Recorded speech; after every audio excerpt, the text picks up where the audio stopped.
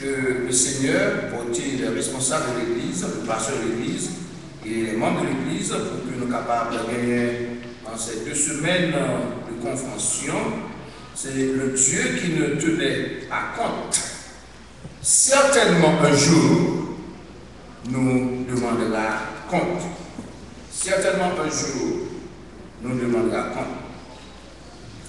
Et le verset central de cette semaine, nous voyons dans Actes 2, chapitre 17, verset 30 à 31.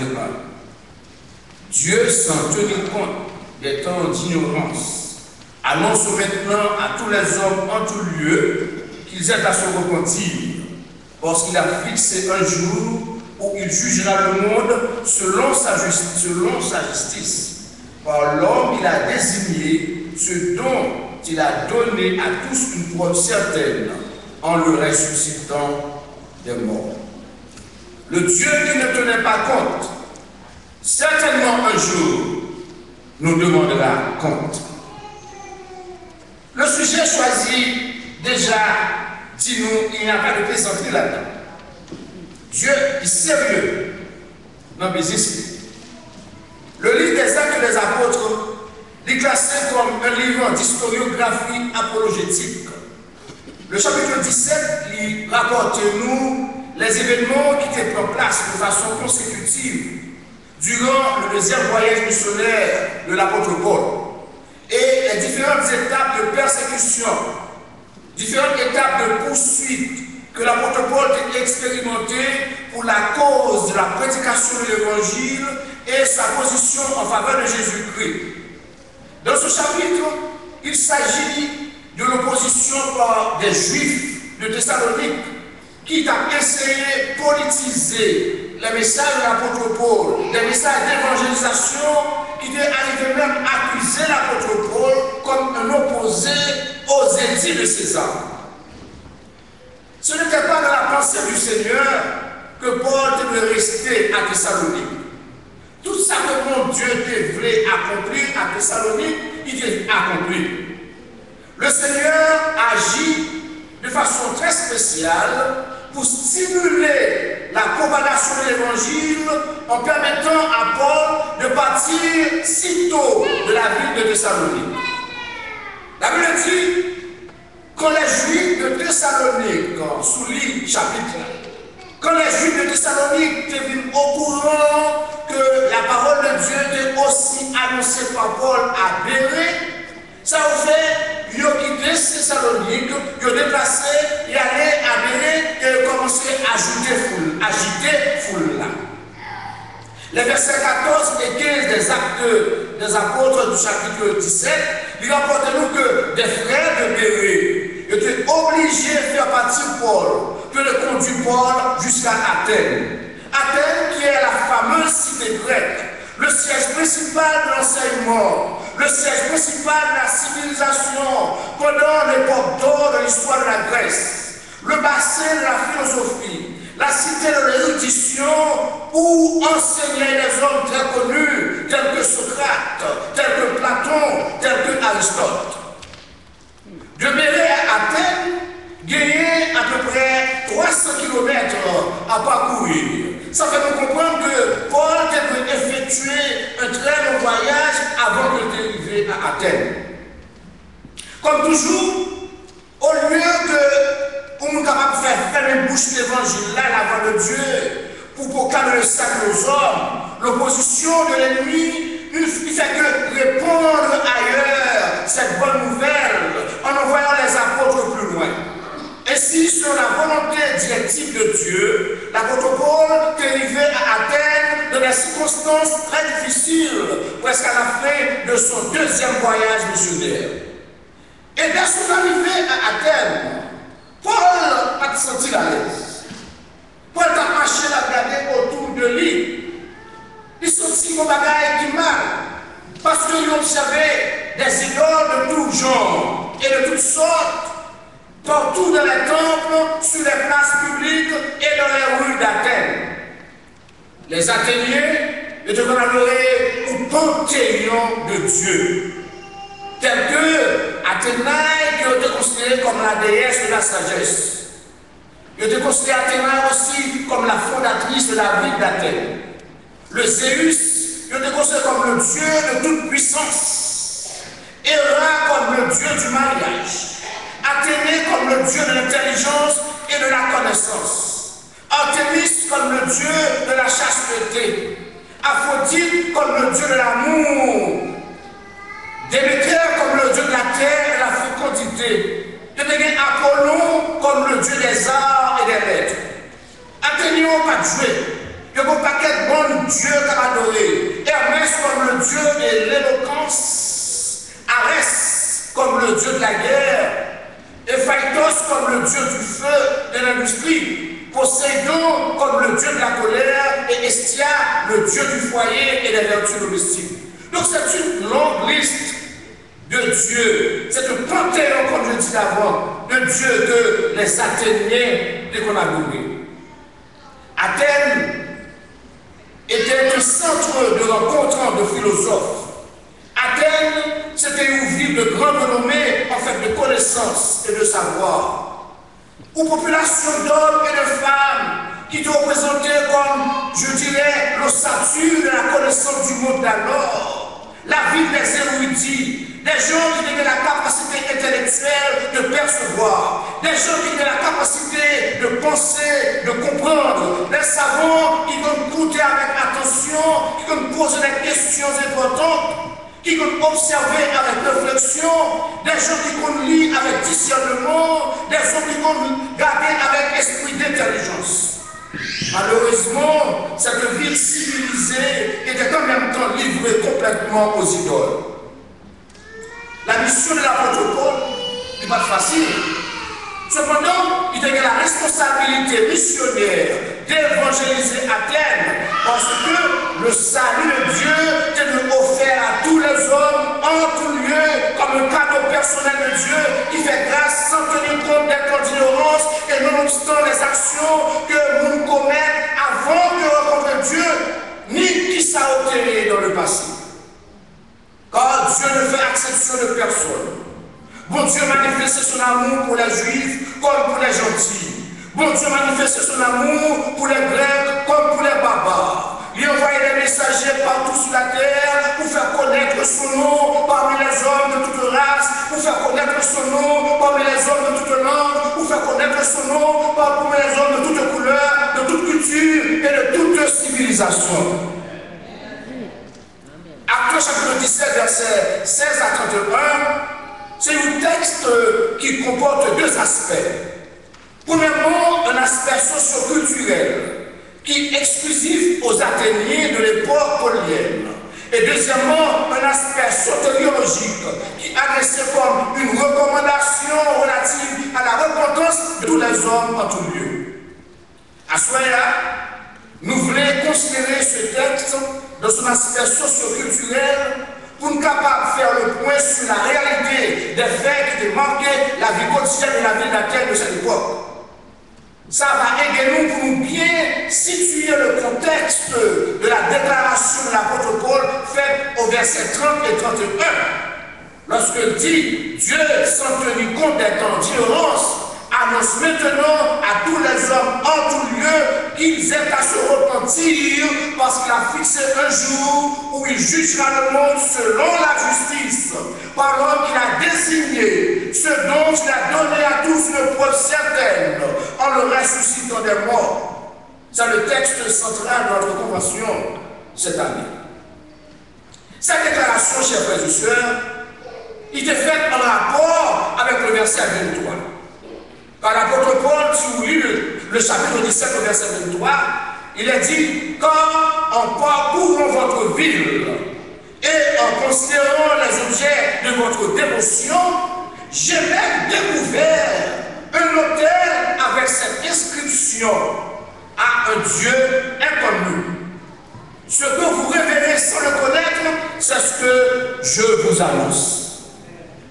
Ce verset, chers frères et sœurs, c'est un témoignage de l'observation de l'apôtre Paul lorsqu'il a remarqué l'inscription d'identification d'une dénomination religieuse où le culte d'adoration était présenté à un Dieu inconnu. Dans un premier temps, l'apôtre Paul qui est entretenu dans la synagogue avec les Juifs et les hommes qui deviennent la crainte pour Dieu. Assurément, il devient des séances d'études bibliques, de prière avec ce groupe de croyants. Dans un deuxième temps, l'apôtre Paul est chaque jour sur des places publiques pour faire des campagnes d'évangélisation au profit des passants. Tel que le pasteur invitait nous pour faire campagne d'évangélisation pour nous distribuer le traité.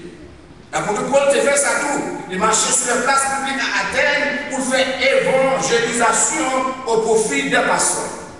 Dans un troisième temps, l'apôtre Paul a rencontré des philosophes épicuriens, des stoïciens qui devaient poser des questions concernant le vrai Dieu, des questions concernant Jésus-Christ, des questions concernant le salut, des questions concernant la vie éternelle, des questions concernant la mort, des questions concernant la résurrection.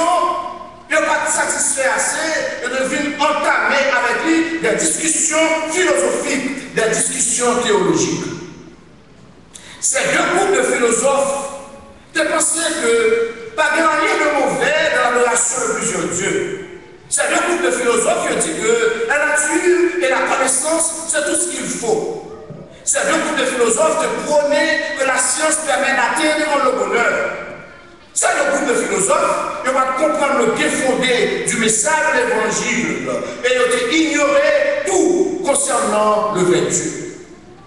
Dans un quatrième temps, l'apôtre Paul et les philosophes, ils ont tellement entamé une discussion théologique et philosophique parce que, remarquez bien, bon Dieu, t'es quand on fait Paul préparer dans ce sens-là. Il m'a fait camper là pour faire référence concernant aller dans l'évangélisation. Paul était bien formé sur le plan académique, sur le plan philosophique. Paul dit pas toi, il est 12 apôtres que Christ a rencontré, qui t'a péché poisson des hommes ordinaires. Paul a quelque chose pour t'instruire, pour te parler grec. Non seulement parler hébreu, parler grec, il comprend tout le monde, il est à la hauteur de ces philosophes, et puis on entame une discussion. Et bien là, trop bon. Eh bien, il prend l'apôtre Paul. Il dirigé vers l'aéropage. Ce lieu, comme son nom l'indique en grec, c'était la colline de l'Arès. L'Arès qui est dédié au dieu de la guerre. C'est un lieu très connu. C'était la place de la déesse des vengeances où les membres de la cour criminelle d'Athènes étaient réunis. Et selon la tradition, Paul est monté sur cette colline nommée Arès, le dieu de la guerre, pour adresser aux Athéniens qui étaient sans doute très curieux pour comprendre une nouvelle doctrine ça que Paul est venu pour inculquer à nous-mêmes. Donc l'apôtre Paul est profité pour proclamer les oracles de Dieu, prêchant un évangile qui est conforme aux Saintes Écritures. L'apôtre Paul t'a adressé un message d'exhortation. L'apôtre Paul t'a adressé un message d'évangélisation aux Athéniens. L'apôtre Paul t'a demandé pour débarrasser des scories de l'idolâtrie, pour débarrasser des étoiles d'une vision comme le plan Dieu, non vision purement cosmologique, non vision de monde. Mais on va comprendre que devait établir une relation personnelle avec mon Dieu. Les Athéniens, ils étaient dans la confusion spirituelle à cause de la multitude des dieux visibles qui ont été fabriqués. Ignorance spirituelle était si évidente qu'ils ont été consacrés du temple d'adoration à un Dieu inconnu. L'apôtre Paul a utilisé un langage approprié pour informer nous et pour former nous concernant la vraie transcendance du Dieu réel. Le Dieu qui avait rencontré Moïse sur la montagne sainte. Le Dieu qui est identifié comme le Yahweh. Il signifie littéralement, je suis celui qui suis. Je suis l'essence même de l'existence. Ce Dieu personnel, ce Dieu unique, le créateur de tout ce qui existe. L'apôtre Paul est hardiment proposition en faveur de Jésus-Christ, le Dieu qui s'est fait homme pour sauver l'humanité par sa mort expiatoire, le Dieu qui s'est fait homme, qui est ressuscité pour nous justifier devant son Père et nous garantir la vie éternelle. C'est ce message que l'apôtre Paul t'a adressé aux hommes d'Athènes. Donc, pour tout ce qui concerne notre vie, avant la repentance, avant la conversion, bon Dieu considérait ça comme un temps d'ignorance. Alors, que signifie l'expression temps d'ignorance? Dieu s'en tenait compte des temps d'ignorance. Les temps d'ignorance. Il y a deux mots, deux verbes en grec qui opposaient le noéo et le agnoéo. Le noéo veut dire savoir. Et facile de comprendre. Souvent en anglais, le verbe savoir en anglais c'est know. Ok? C'est même famille mot ça. Le grec le point formé, le know qui signifie savoir en anglais. Et la noéo qui signifie ignorer, manque de connaissance. L'ignorance spirituelle est emportée sur la connaissance intellectuelle et l'éminence philosophique des gens d'Athènes. C'est pas absurde que d'être ignorant dans ce savoir. Hein? Si on est ignorant dans ce savoir, il est vraiment absurde. Et même Socrate, l'un des pères de la philosophie grecque, il parle d'exemple de ça. Parce que Socrate même il dit, et il écrit ça, il dit, je ne sais qu'une chose, c'est que je ne sais rien. Socrate qui a avoué qu'il était ignorant, qu'il était inculte. Donc les épicuriens, les stoïciens et beaucoup d'autres philosophes d'Athènes, ils n'ont pas connu mon Dieu. Ils ont vécu dans l'agnoïa, dans l'ignorance de la vérité, selon Acte 17, verset 18 à 20. Dieu n'a pas tenu compte de cette temps d'ignorance parce qu'il a déjà fait la provision du salut qui est disponible à tous les hommes. La Bible dit, Dieu prouve son amour envers nous, lorsque nous étions encore des pécheurs, Christ est mort pour nous. La provision du salut est déjà disponible à ces hommes d'Athènes. C'est pour cette raison que mon Dieu n'a pas tenu compte de la temps d'ignorance. Oui, tout le passé de notre vie, Dieu le considère comme des temps d'ignorance. C'est-à-dire, mon Dieu n'est pas prend en considération ça que nous avons fait. Toute la garantie douée pour ne pas payer aux conséquences de nos actions passées. Au contraire, il manifestait sa grâce envers nous en ce que, lorsque nous étions encore des pécheurs, Christ est mort pour nous. Dieu ne tenait pas compte des temps d'ignorance, agnoïa. Ça veut dire que mon Dieu, il défavorisait à nous une amnistie en vertu de sa miséricorde vis-à-vis des actions que nous te posions dans le passé. C'est-à-dire tout le temps qui couvrit entre époque d'aveuglement moral, entre époque d'ignorance spirituelle. À plusieurs reprises, la Bible démontrait nous comment mon Dieu lui prouvait toujours son amour par rapport au temps d'ignorance de l'homme. En Luc chapitre 23, verset 34, Jésus-Christ, dans sa première parole sur la croix, il priait à Papa disant, Père, pardonne-leur car ils ne savent ce qu'ils font. Dans cette déclaration de Christ, par le fait qu'il dit ils ne savent ce qu'ils font, il utilise le mot agnoïa, ignorance, manque de connaissance. C'est pour cette raison que Jésus-Christ il a pardonné ses malfaiteurs, parce que selon lui-même, ces gens ne pas connaître ça a fait. Il faut souligner, chers frères et sœurs, en même temps que Jésus-Christ était exposé et livré aux méchants pour être crucifié, il faut que nous rappelions qu'il était perché sur le croix devant une foule furieuse qui le ridiculisait et les soldats romains qui le torturaient impitoyablement. Mais Christ, en dépit de toute sa suffisance et de toute sa puissance, il n'a pas voulu venger tête libre, il n'a pas voulu défendre tête libre. Jésus-Christ a eu pitié pour cette foule en désarroi. Jésus-Christ ait pitié pour ces blasphémateurs. Jésus-Christ ait pitié pour les soldats romains qui l'ont battu de verge. Jésus-Christ ait pitié pour l'humanité entière qui est coupable devant mon Dieu. Et avec un regard de pitié, il a préféré pardonner. Parce que il considère tout le monde comme des ignorants de leurs actions criminelles. Il préférait pardonner en raison de leur ignorance. Le texte dit, pardonne-leur, car ils ne savent, agnoia, ignorance. Ils ne savent pas ce qu'ils font. C'est ce même langage que l'apôtre Paul a utilisé aux hommes d'Athènes, car Dieu n'a pas tenu compte de vos temps d'ignorance, agnoia. Ne pas savoir signifie manque de connaissance, égal à l'aveuglement spirituel.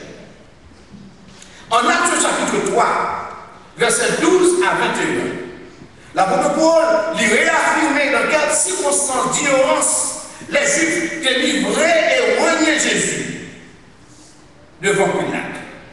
Dans quelles circonstances d'ignorance ils ont fait mourir le père de la vie à la place de meurtrier. Elle te dit en Actes chapitre 3, verset 17 à 21, et je lis, et maintenant, frères, je sais que vous avez agi par ignorance, le même mot, ainsi que vos chefs. Acte 3, verset 17. Mais Dieu a accompli la sorte ce qu'il avait annoncé d'avance par la bouche de tous ses prophètes que son Christ devait souffrir. Et l'apôtre Pierre de continuer. Repentez-vous donc et convertissez pour que vos péchés soient effacés, afin que les temps de rafraîchissement viennent de la part du Seigneur et qu'il envoie celui qui vous a été destiné, Jésus-Christ, que le ciel doit recevoir jusqu'au temps du rétablissement de toutes choses dont Dieu a parlé anciennement par la bouche de ses prophètes. Chers frères et sœurs, les Athéniens étaient des intellectuels accomplis. Les Athéniens étaient des philosophes de carrière, des gens très avancés, des gens très civilisés. Ils étaient à tous égards extrêmement religieux, selon le témoignage même de l'apôtre Paul au verset 22b de Actes chapitre 17. Cependant, ils n'ont pas connu le Dieu véritable, celui dont le nom est je suis, l'Éternel, le Dieu qui vit l'éternité en éternité, le Créateur de toutes choses, notre Créateur, notre Sauveur, l'auteur même de l'existence, l'Alpha et l'Oméga, le Seigneur des Seigneurs, le Roi des Rois, l'omniscient par excellence, l'être suprême d'hier, aujourd'hui et pour toujours. Il n'y a pas de condamné. Il n'y a pas de condamné. Les Athéniens étaient en quête de savoir. Ils étaient curieux de comprendre le message de l'évangile. Et ça fait, ils prennent Paul, ils mènent à l'aéropage, pour qu'elle continue à parler, pour comprendre ce qui a passé. Ils veulent entendre des bagailles, pas de gens entendus avant. Parce que le tas vivre nos réalités socio-culturelles, il est enfoncé nos noirceurs spirituelles très profondes, au point que le poète de l'apôtre Paul est en train d'annoncer des divinités étranges. Sous l'île, il doit voir à chaque 17. Je pense que l'apôtre Paul a parlé des dieux étranges, parce qu'il ignorait totalement la notion du Dieu transcendant comme origine et source créatrice de tout être. Il n'y a pas de connaître que seule cette source créatrice est capable de satisfaire complètement la soif de l'homme. Il a crié, les Athéniens, au verset 20 du chapitre 17. Il dit à Paul, tu nous fais entendre des choses étranges. Nous voulions donc savoir ce que cela peut être. Il était des savants. Mais pas de connaître, ça n'a pas parlé. Il dit, nous voulons connaître. Toujours le verbe nous. Nous voulons connaître. Ce verset confirme l'ignorance des philosophes d'Athènes concernant la véracité de la parole de Dieu. Et ce verset justifie aussi l'inscription que l'apôtre Paul a lue devant le lieu de culte des Athéniens, selon Acte 17, verset 23b. adressée à un Dieu inconnu. Donc, nous avons mentionné toute une liste de dieux que les polythéistes athéniens qu'on adoré. Yo connaît mon Dieu ça yo, parce que ce sont des idoles, de l'argent et de l'or. Yo connaît mon Dieu ça yo, parce que ce bagaille que même homme te fait. Mais ces idoles, yo te touché yo, ces objets, ces images taillées, yo te gagné des yeux, mais yo pas taboué. Ces images taillées, yo te gagné des oreilles, mais yo pas t'entendre. Ces images taillées, yo te gagné bouche, mais yo pas parler. Ces images taillées, yo te gagné main, mais yo pas toucher. Ces images taillées, yo te gagné pied, mais yo pas marcher. Et le psaume 115, verset 2 à 8 dit, il leur ressemble ceux qui les fabriquent. Mais nous avons un Seigneur, un Dieu qui a des oreilles pour entendre, un Dieu qui a des mains pour toucher, un Dieu qui a une bouche pour parler, un Dieu qui peut nous comprendre, un Dieu qui peut avoir compassion en notre faveur, un Dieu qui nous aime tellement et qui accepte de mourir sur le bois infâme de la croix et est disposé pour partager avec nous la vie éternelle. L'ignorance de ces philosophes, bien entendu, l'apôtre Paul te prend ça en compte. L'apôtre Paul te parle du Dieu qui est au ciel. L'apôtre Paul t'a annoncé la bonne nouvelle du salut. Il t'a rassuré que, bon Dieu, ne va pas condamner pour ça ou te faire dans le passé de leur existence, dans l'idolâtrie, dans la magie et dans le polythéisme. Paul, il va attaquer leur culture, il va toucher leurs objets d'iniquité. Ça peut me penser à des frères et sœurs haïtiens, lorsque vous décidez pour faire des tours des missionnaires en Haïti, il y a un peu celui des protestants qui sont chauffés. Ils ont pensé que attaquer les lieux de culte des vaudouisants et des rodons. Bon Dieu, il va demander nous pour attaquer par des actions brutales contre les inconvertis, au point que nous avons détruit par le feu tout ça que nous possédait. Donc, les protestants, ils ont même utilisé des moyens frauduleux pour accaparer des objets d'or, tels que bagues, tels que chaînes, bijoux d'or. Et puis ça on fait après, et à revendre ça plus tard. Ils saisissent parce que tout le monde, on ne peut pas donner ça, puis converti, ils saisissent à la veille, et puis après quoi, il y a le revenu. Vous ne devez pas faire ça, pour faire l'évangélisation. Le texte dit, l'apôtre Paul, il va attaquer culture, il va toucher objets limités au nom, il va détruire matériel que l'on a au point de vue physique, il te prêche simplement la parole de Dieu. Nous avons de l'histoire de soi-disant pasteur qui n'est pas un groupe de frères et sœurs allait faire mission en Haïti à Jérémie. Mais lorsqu'il est arrivé à Jérémie, pasteur tellement animé par un esprit missionnaire, et puis il est entré comment le bagage ça va, quand on fait cérémonie dans péristyle, et puis il se commence à écraser, briser le bagage ça va, et on est fâché. Mais malheureusement, ce soi-disant pasteur, il n'était pas bien converti. Et la force du mal a emporté le roudon au point qu'il est au blanc sur ce soi-disant pasteur, et puis on dit que, ouais, pasteur, il faut sel, taguer, et puis comment se transformer. Ce n'était l'intervention rapide de quelques fervents frères et sœurs qui l'accompagnaient, qui fait des prières à Dieu, et Dieu dans sa grâce, veut faire l'évangile la honte. Attention, pour appeler l'évangile la grâce, c'est bon. Ou à honte devant monde, mais bon Dieu va beaucoup. Les portes du séjour de la mort ne prévoient point contre mon église. Il est intervenu immédiatement, et puis, même au retour, soi-disant pasteur a eu pour forcer. Attendez, bon Dieu, il va vous attaquer nous par des pressions et des agressions religieuses. Et nous, ces agressions religieuses au fait. Il faut entrer dans le protestant, il faut convertir. Notre responsabilité est de les évangéliser en utilisant seulement la parole de Dieu comme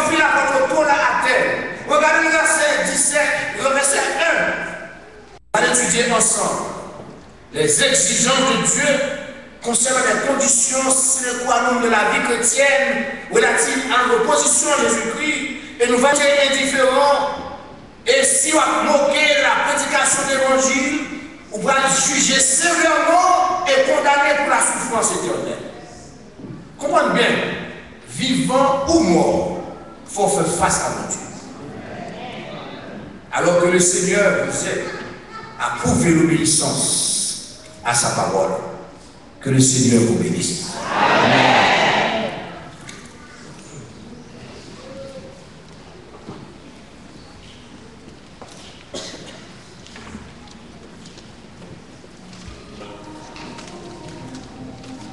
On va chanter le numéro 248 français, on va chanter le clôture. Le maître de la voix avancé au frères. On est au moment du conseil d'accueil avancé pour nous. On va avancer les offrandes. Et prière finale et bénédiction va faire par le pasteur Michel.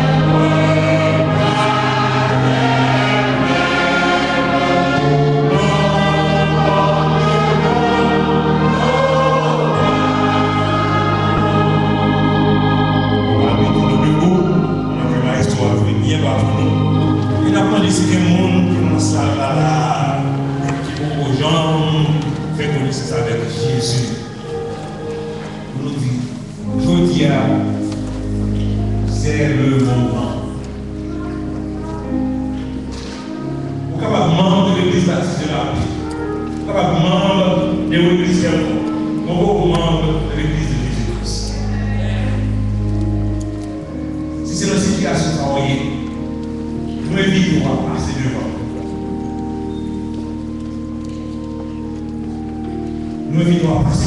afin que nous puissions partager la parole de Dieu.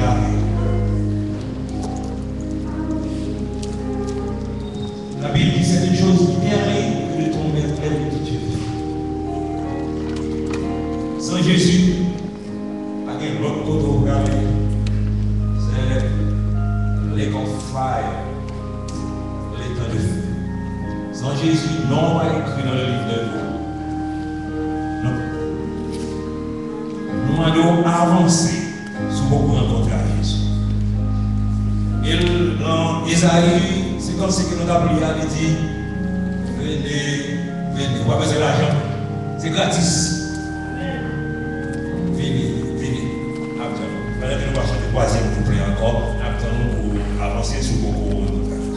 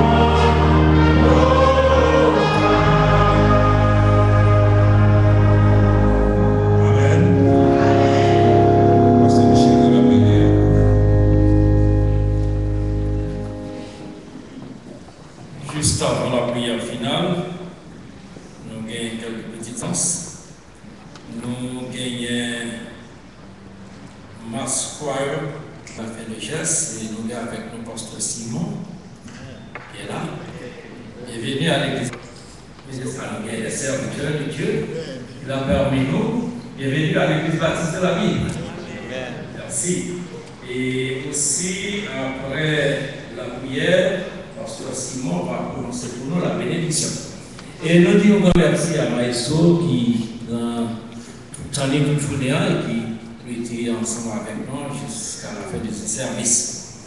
Et aussi, nous disons merci à tout le monde qui a fait le déplacement et demain soir, nous attendons le bonheur à 6h30 pour 8h30. Et toute semaine, ça, c'est l'horaire qu'on a utilisé 6h30, 8h30. Et fermons nos yeux maintenant pour la prière.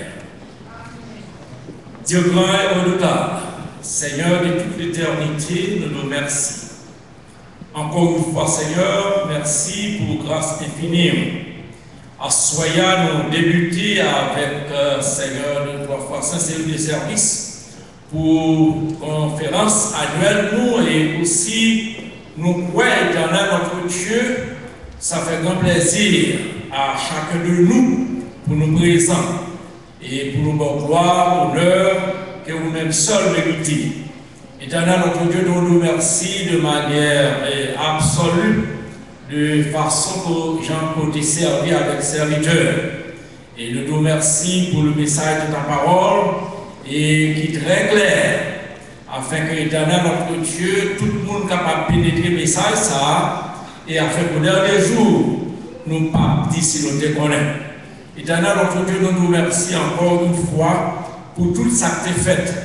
Chaque année, Seigneur, nous trois fois consécutivement, nous voulons, Seigneur, qui nous fait beaucoup plus grandiose. Éternel, notre Dieu, nous remercions à ça, nous pour notre extension. Permettre que le monde entier est capable, Seigneur, de participer dans cette convention. Fais-nous grâce, Seigneur Jésus, tout ça que va dit, tout ça que va faire, il va faire pour la gloire de ton nom, et ça qui va même à travers les ondes et sur l'internet, ils sont capables aussi bénéficier du message de ta parole. Tendez-nous, Seigneur, bénis-nous, bénis l'Église, augmentez-nous en puissance et en force et en nombre. C'est la prière que nous adressons au nom du Père, du Fils et du Saint-Esprit. Amen.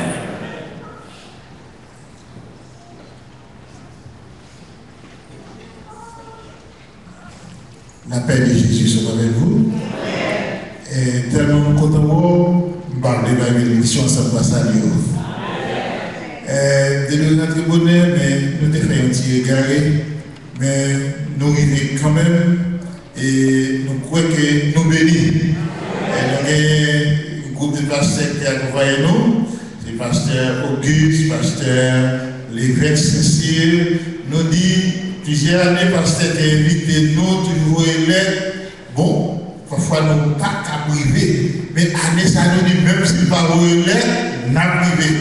Et parce que nous comptons et nous essayer de faire gros bagages ici. C'est un grand bien. Amen. Et que la caille. Semaine ça, nous souhaitons que vous bénir toute bénédiction qui la caille. Un homme possédez-nous pour la bénédiction.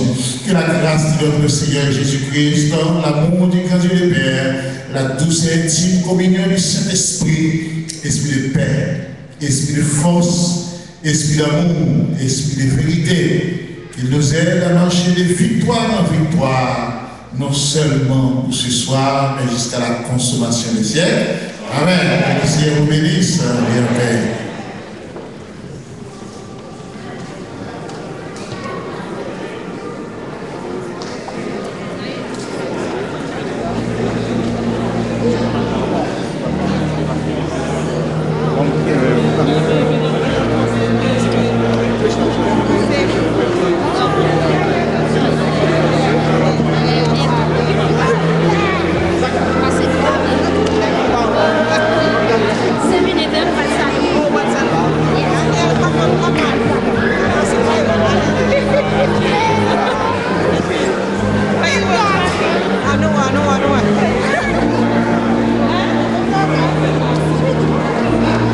What?